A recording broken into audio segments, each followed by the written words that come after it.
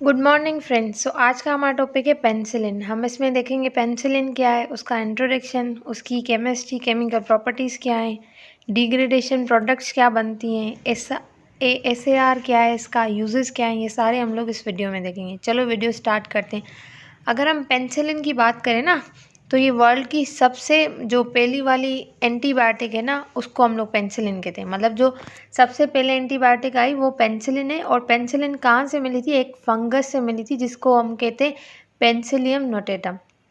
चले देखते हैं इसमें है क्या। पेनिसिलिन है ना, उसकी रिंग में दो स्ट्रक्चर्स होते हैं, सही है। एक तो बीटा लेक्टम रिंग होती है और जो दूसरा है ना वो थायोजोलिडिन रिंग होती है, सही है।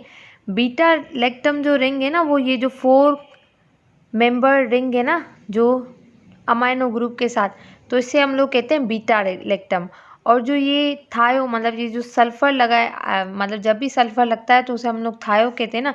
तो ये जो थायोजोलिडिन रिंग है ना, ये दोनों मिलके पेनिसिलिन का स्ट्रक्चर बनाती है। अब पेनिसिलिन के स्ट्रक्चर में कुछ मॉडिफिकेशंस आती हैं इस यहाँ पे, तो उससे क्या होता है, पेनिसिलिन का टाइप है ना वो चेंज होता रहता है। तो चलें देखते हैं हम लोग पेनिसिलिन के बारे में। पेनिसिलिन क्या है? Is a group of antibiotic in their structure. इनके स्ट्रक्चर में क्या होता है, beta lactam ring is located due to this reason. मतलब इसमें बीटा लेक्टम रिंग होती है, तभी हम लोग पेनिसिलिन को क्या कहते हैं, बीटा लेक्टम एंटीबायोटिक। जो प्रीवियसली पेनिसिलिन है ना वो डिस्कवर हुई, तो वो किसके लिए यूज़ होती थी? सेफेलिस के लिए और स्टेफाइलोकोकस है ना, उनके इन्फेक्शंस के लिए यूज़ होती थी। फिर क्या हुआ, मतलब पहले ये था कि पेनिसिलिन सिर्फ जो ग्राम पॉजिटिव जो बैक्टीरिया थे ना उनके लिए यूज़ होती थी। फिर क्या हुआ, हमने थोड़ी बहुत मॉडिफिकेशन की इस स्ट्रक्चर में, तो अब ये कुछ ग्राम नेगेटिव्स के लिए भी ये यूज़ होती है। और पेनिसिलिन का जो स्ट्रक्चर है ना, उसमें 3 कायरल सेंटर्स होते हैं। कितने? 3 chiral centres. Beta lactam ring सेफेलिस और स्टेफाइलोकोकस के इन्फेक्शंस के लिए यूज़ होती है। और इसकी जो रिंग है उसमें कितने हैं? 3 कायरल सेंटर्स हैं। कायरल सेंटर्स मतलब जो कायरल या एसिमेट्रिकल कार्बन है ना, वो इसमें कितने हैं?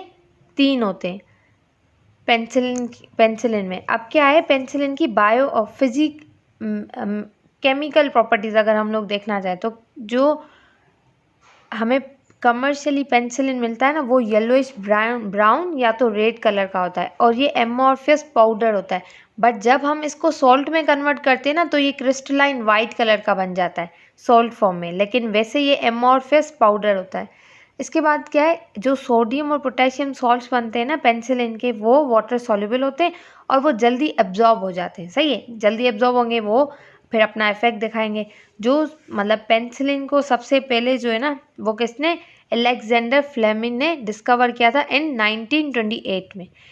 पेनिसिलिन क्या है, एक्सीडेंटली डिस्कवर हुआ था। मतलब वो पेनिसिलिन डिस्कवर नहीं कर रहे थे, लेकिन एक्सीडेंटली पेनिसिलिन डिस्कवर हो गया। मतलब वो फंगस को लेके डील कर रहे थे, लेकिन ऐसा हुआ कि मतलब कि जो फंगस पे जो बैक्टीरिया आ जाते हैं ना, वहाँ पे बैक्टीरियल ग्रोथ कम थी, सही है। बैक्टीरियल कल्चर था, वहाँ पे फंगस लग गया। फंगस की वजह से जो है ना बैक्टीरियल ग्रोथ कम आई। तो साइंटिस्ट ने देखा कि ये क्यों, यहाँ पे बैक्टीरियल ग्रोथ क्यों नहीं है, इस फंगस में कुछ तो ऐसा होगा ना। तो उस फंगस में एंटी बायोटिक जो मतलब एंटी बैक्टीरियल प्रॉपर्टीज थी। तो फिर ऐसे क्या हुआ, पेनिसिलिन डिस्कवर हो गया। एक्सीडेंटली पेनिसिलिन डिस्कवर हुआ बाय अलेक्जेंडर फ्लेमिंग इन 1928। अब जो वर्ल्ड की सबसे फर्स्ट जो एंटीबायोटिक थी ना, वो कौन सी थी? पेनिसिलिन, जो कि एक फंगस से मिली हमें। अब क्या है, फिर 2 साइंटिस्ट आए जिन्होंने पेनिसिलिन के स्ट्रक्चर पे वर्क किया, सही है। वो कौन है? फ्लोरे एंड चेन, सही है। हॉटवर्ड फ्लोरे एंड अर्नेस्ट चेन। इन दोनों ने क्या किया, ऑक्सफोर्ड स्कूल में स्ट्रक्चर ऑफ द पेनिसिलिन पे काम किया। उसके बाद जो पेनिसिलिन है ना, वो बहुत ही अनस्टेबल थी, सही है। तो उसे हम लोग रेफ्रिजरेट करते थे फॉर द स्टेबिलिटी पर्पस। फिर जैसे ही आप मतलब कि पेनिसिलिन को सॉल्ट फॉर्म में लिया ना, तो वो अब ईयर्स के लिए हम लोग स्टोर कर सकते हैं विदाउट रेफ्रिजरेशन। और जो भी सॉल्ट फॉर्म होते हैं ना, वो क्रिस्टलाइन, वाइट क्रिस्टलाइन होते हैं। अब क्या है, जो पेनिसिलिन जो एंटीबायोटिक है ना, उसकी जो रिंग है मतलब बेसिक, तो इसे हम लोग क्या कहते हैं, 6 अमाइनो पेंसिलिनिक एसिड, जो पेंसिलिन है उसे हम लोग क्या कहते हैं, 6 अमाइनो पेंसिलिनिक एसिड। मैं आपको रिंग दिखाती हूँ आगे, पहले भी आपको दिखाइए। अब क्या, देर आर सर्टेन एंजाइम्स, अब कुछ एंजाइम्स है जो कि पेंसिलिन पे अटैक करते हैं। पेंसिलिन के भी कौन से ग्रुप पे, बीटा लैक्टम, जो बीटा लैक्टम रिंग थी ना 4 मेंबर्ड अमाइनो रिंग, वहाँ पे जाके एक्ट करते हैं।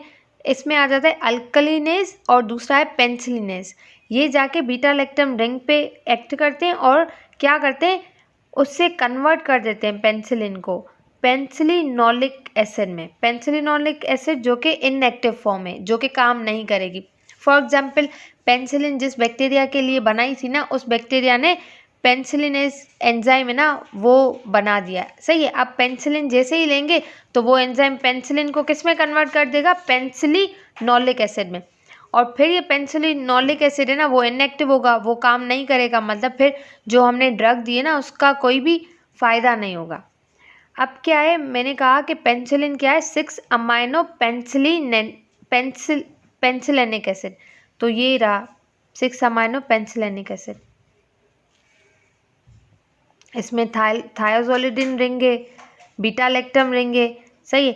अब क्या है, बीटा लैक्टम रिंग है ना वो 4 मेंबर्ड साइक्लिक अमाइड रिंग है। ये साइकिल बनी हुई है 4 मेंबर्ड, तो 4 मेंबर्ड साइक्लिक अमाइड रिंग है।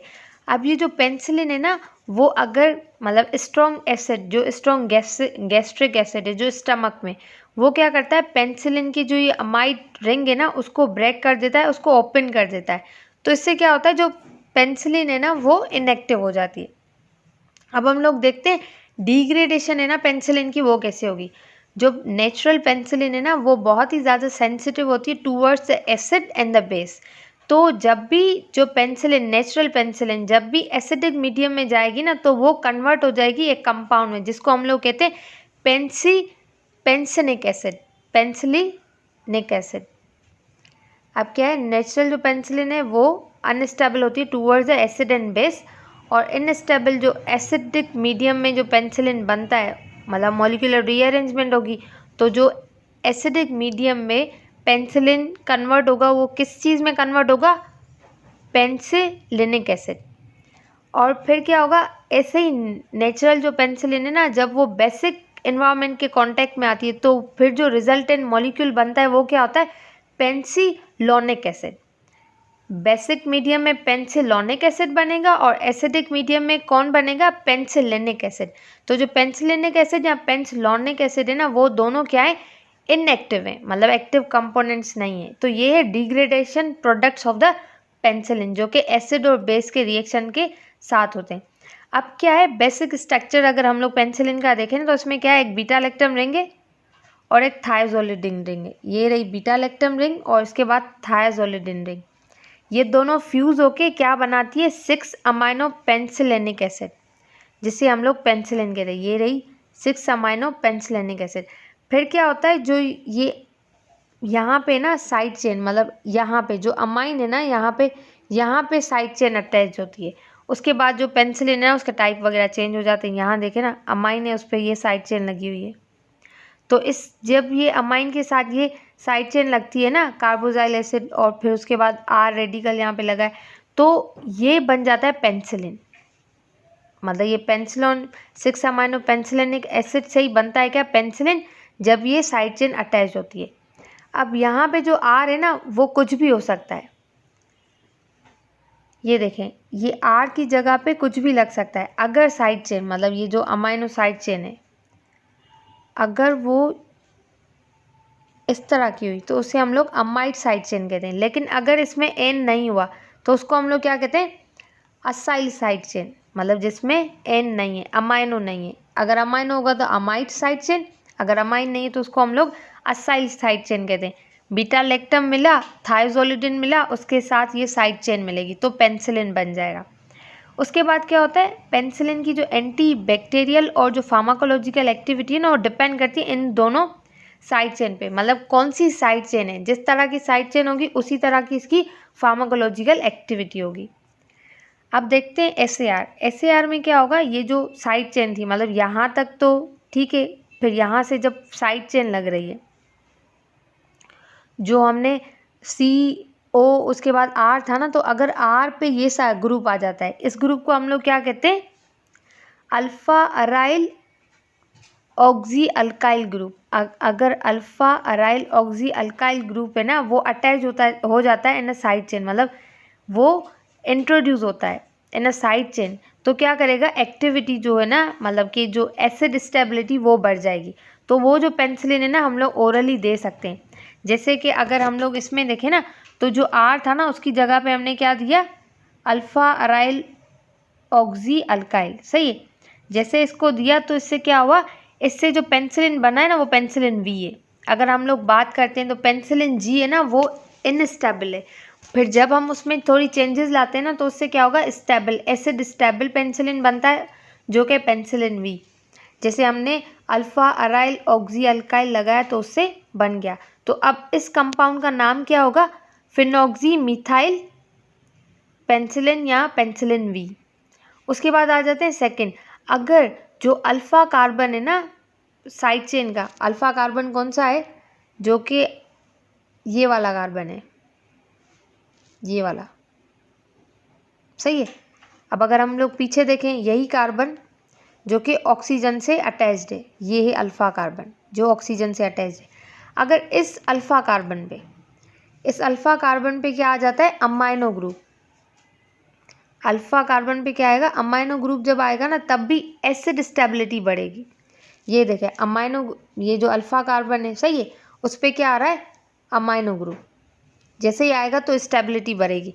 तो ये जो पेनिसिलिन है ना, उसका नाम होगा एम्पिसिलिन। और हमें पता है ये हम लोग ओरली यूज़ करते हैं एम्पिसिलिन। तो क्या होगा, एसिड स्टेबिलिटी बढ़ेगी। पहले तो एसिड स्टेबिलिटी कैसे बढ़ेगी, alpha aryloxy alkyl group लगाने से, और या तो इस अल्फा कार्बन पे हम लोग क्या करेंगे, अमाइन ग्रुप लगा देंगे, तो इससे एसिड स्टेबिलिटी बढ़ेगी। उसके बाद जो थर्ड पॉइंट है उसमें ये कि यही सेम जो अल्फा कार्बन है, सही है, यही सेम अल्फा कार्बन पे अगर हम लोग कोई बल्कि जो ग्रुप है ना, उसको अटैच कर देते हैं। अगर बल्कि ग्रुप अटैच कर देंगे तो जो बीटा लैक्टामेज है ना, जो एंजाइम पेनिसिलिन को डिटोरिएट कर रहा है, उससे क्या होगा, रेजिस्टेंस, मतलब उसके अगेंस्ट रेजिस्टेंस डेवलप होगा। तो ये एक पॉजिटिव पॉइंट है। अगर अल्फा कार्बन पे आप क्या लगा देते हो, कोई भी बल्कि ग्रुप लगा देते हो, तो क्या होगा, the molecule have much more activity against the beta lactamase. जो बीटा लैक्टामेज एंजाइम है ना, जो पेनिसिलिन को डिस्ट्रॉय कर रहा है, उसके लिए एक्टिविटी बढ़ जाएगी, मतलब वो डिस्ट्रॉय नहीं कर पाएगा